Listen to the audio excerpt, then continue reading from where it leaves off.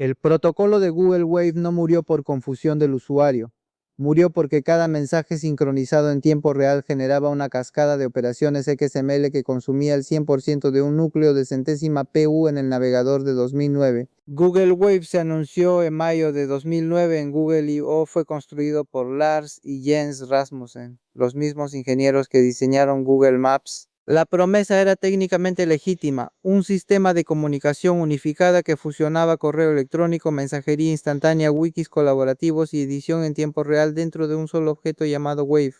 El lanzamiento público llegó en septiembre de 2009. En agosto de 2010 Google lo discontinuó. Duró 11 meses en producción. No fue mala suerte. Fue una serie de decisiones de arquitectura que, razonables en un laboratorio, se volvieron insostenibles bajo carga real. Esto es la autopsia. Decisión 1. El protocolo de extensiones XMPP como columna vertebral. Google Wave usaba una versión extendida de XMPP, Extensible Messaging and Presence Protocol, como transporte base. XMPP es un protocolo de mensajería basado en XML diseñado originalmente para chat en tiempo real, donde cada fragmento de datos viaja como un nodo XML completo. En 2009, XMPP era el estándar abierto de facto para mensajería federada. Google ya lo usaba en Google Talk. Extenderlo para soportar Waves parecía el camino natural hacia la interoperabilidad entre servidores de distintas organizaciones. El problema no era XMPP, era el modelo de extensión. Cada operación de edición colaborativa en tiempo real, cada tecla presionada por cada usuario, debía encapsularse como un bloque XML completo, parsearse en el servidor, validarse contra el esquema de Wave, enrutarse y retransmitirse. El overhead por mensaje era desproporcionado. Un chat de 10 personas editando simultáneamente generaba cientos de estancias XML por minuto, cada una con su envoltura completa de namespaces, atributos y metadatos federados. Los benchmarks internos de Google mostraron que el servidor de Wave requería significativamente más memoria por conexión activa que los sistemas de chat convencionales de la época. La federación pública, que era el objetivo central del protocolo, nunca se activó a gran escala precisamente porque el costo de mantener esas conexiones XML persistentes entre servidores de terceros era prohibitivo. Sin federación, el protocolo perdía su razón de existir. Decisión 2. Operational Transformation como motor de concurrencia. Operational Transformation OT es un algoritmo que permite que múltiples usuarios editen el mismo documento simultáneamente sin conflictos. Cuando dos usuarios modifican el mismo fragmento al mismo tiempo, OT transforma las operaciones para que el resultado final sea coherente en todos los clientes. Google Wave implementó su propia variante de OT llamada Wave OT. OT era la única solución técnicamente probada para edición colaborativa en tiempo real. El paper original de Ellis y Gibbs data de 1989. Google la usaba internamente en prototipos. Era la elección correcta para el problema correcto. La complejidad computacional de OT escala con el número de operaciones concurrentes. En un documento con 2 usuarios, el árbol de transformaciones es manejable. Con 10 usuarios editando simultáneamente, el servidor debe calcular y mantener una matriz de transformaciones de orden cuadrático, o n ya cuadrado, donde n es el número de operaciones en vuelo. En Waves con muchos participantes activos, esto generaba latencias de respuesta medibles en segundos, no milisegundos. Un retraso de 500 milisegundos en una aplicación de chat no es un bug de udécima, es una rotura del contrato implícito que define qué es tiempo real. Ingenieros que probaron Wave en producción reportaron que en Waves con más de 20 participantes activos, el lag entre una pulsación de tecla y su aparición en pantalla llegaba a superar los 800 milisegundos bajo carga normal de red. El sistema era técnicamente correcto, pero no era operativamente viable. Decisión 3. El cliente JavaScript monolítico en el navegador de 2009. La interfaz de Wave vivía completamente en el navegador como una aplicación JavaScript de alto peso. El cliente debía mantener el estado local de todas las waves abiertas, ejecutar las transformaciones OT en el lado del cliente para previsualización inmediata y sincronizar continuamente con el servidor mediante conexiones HTTP long polling. La arquitectura de cliente rico Thick Client reducía la latencia percibida porque las operaciones de edición se reflejaban localmente antes de confirmarse en el servidor. Era la misma filosofía que haría famoso a Gmail, procesar en el navegador para parecer más rápido. En 2009, E8 de Chrome tenía 6 meses de vida. Firefox ejecutaba JavaScript con un intérprete sin Git estable. El cliente de Wave llegaba a descargar entre UNO.CINC omegas y DOS.UN omegas de JavaScript minificado antes de renderizar la primera pantalla. En la máquina de escritorio promedio de 2009, con un procesador de un núcleo a 2 GHz y 1 GB de RA milésima, Wave consumía el 100% de un núcleo de centésima PU durante la sincronización inicial y entre el 30% y el 60% de forma sostenida durante el uso normal. El navegador se congelaba de forma perceptible al abrir Waves con más de 50 mensajes en el historial. Las métricas de abandono durante el onboarding eran devastadoras.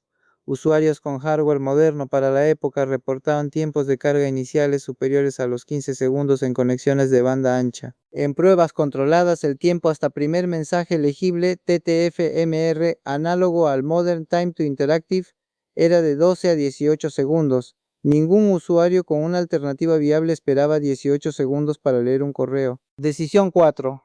La federación abierta como promesa diferida. La federación es la capacidad de un protocolo para que servidores de distintas organizaciones se comuniquen directamente como el correo electrónico. El diseño original de Wave especificaba que cualquier organización podría correr su propio servidor de Wave y que los usuarios de diferentes servidores podrían colaborar sin fricciones. Era en papel el protocolo abierto que reemplazaría el email. La federación era la propuesta de valor de largo plazo. Un sistema de comunicación propietario es una red social más.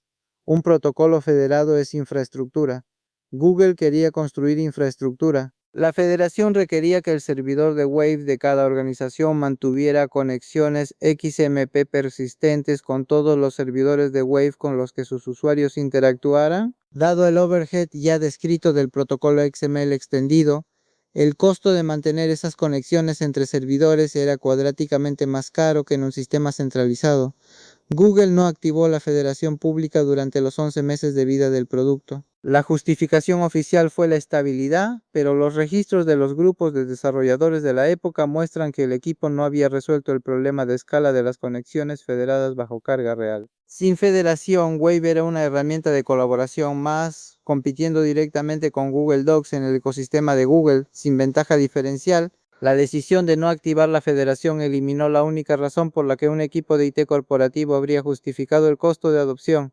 Las empresas que evaluaron Wave para uso interno concluyeron que su valor no justificaba la migración desde herramientas existentes. La base de usuarios se estabilizó en early adopters técnicos que lo usaban por curiosidad, no por necesidad operativa. Decisión 5.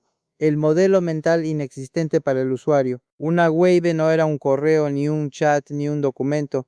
Era un objeto de comunicación nuevo que mezclaba los tres. Los mensajes dentro de una Wave podían responderse de forma anidada en cualquier punto del hilo, editarse retroactivamente y actualizarse en tiempo real en la pantalla de todos los participantes. El diseño respondía a una observación técnicamente válida. El correo electrónico es un protocolo de 1971 que no fue diseñado para conversaciones en tiempo real ni para edición colaborativa.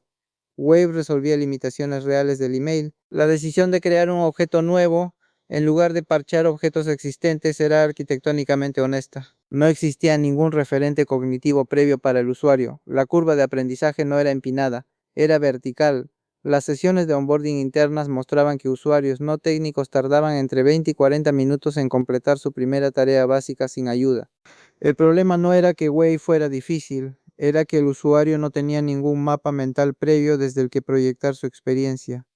En producto, un modelo mental inexistente es más costoso que un modelo mental incorrecto. El usuario con un modelo incorrecto ajusta. El usuario sin modelo abandona. Google reportó que la tasa de retención a 30 días de usuarios invitados durante la beta era significativamente inferior a la de otros productos de Google de la época. Los datos de engagement mostraban que la mayoría de los usuarios que obtenían una invitación al sistema de acceso era por invitación como Gmail. Ingresaban una o dos veces y no regresaban. El producto generaba curiosidad pero no hábito. Operational Transformation no murió con Wave. Vive en Google Docs, donde el mismo algoritmo gestiona la edición concurrente de millones de documentos diariamente. La diferencia es que Docs lo aplica a un modelo de datos simple, texto con formato, y no a un protocolo de comunicación federado de propósito general. El protocolo base de Wave fue donado al Apache Software Foundation como Apache Wave en 2012.